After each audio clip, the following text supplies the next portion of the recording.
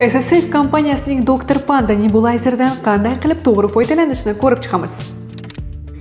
SSF kompaniyasi barcha mahsulotlariga kafolat beriladi. Shu QR kodni skanerlab Telegram botga o'tib kafolatni faollashtirishingiz mumkin. Ushbu nebulizerimiz to'plamida qo'llanma o'zbek va rus tillarida ikki xil variantida taqdim etilgan. Ingalyatsiya to'plami, uni ichiga munchtuk, trubka, dori kamerasi kiradi. Bolalar va kattalar uchun niqoblar, zaxira filtrlar va nebulizerning o'zi mavjud. Nebulizerning o'zida yoqish, o'chirish tugmasi, havo nachasini ulash joyi va filtr almashtirish tugmasi ham mavjud. Filtrni almashtirish uchun ushbu tugmani o'ng chap tomonga bursangiz kifoya.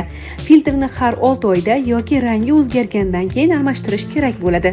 Dori kamerasi 3 ml suyuqlikka mo'ljallangan. Kameraning o'zida suyuqlik qanday miqdorda qo'yilishini ko'rsatib turadigan chizig'i ham bor. Kamera qoppog'i ochiq bo'lsa, purkalish kuchliroq va kattalarga mo'ljallangan. Yopiq bo'lsa kamroq, ya'ni bolalarga mo'ljallangan bo'ladi. Ingalyatsiya qilish uchun havo nachasining bir uchini nebulizerga, ikkinchi uchini esa dori kamerasiga ulang. Trubkani kameraga ulagandan so'ng niqob yoki munchtuk ulashingiz mumkin bo'ladi. Niqobda nafasni burun yoki og'iz orqali oling va chiqaring. Har bir niqob individual, ya'ni faqat bir kishi uchun mo'ljallangan va har 3 oy almashtirish kerak bo'ladi.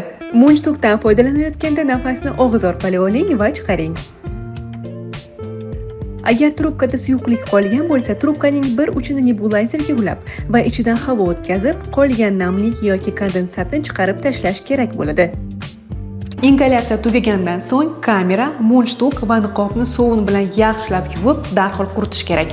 Ushbu nebulizer elektr kuchlanish o'zgarishlariga chidamli bo'lib, past kuchlanishda ham yaxshi ishlaydi. Uy sharoitida ishlatish uchun oson va qulay.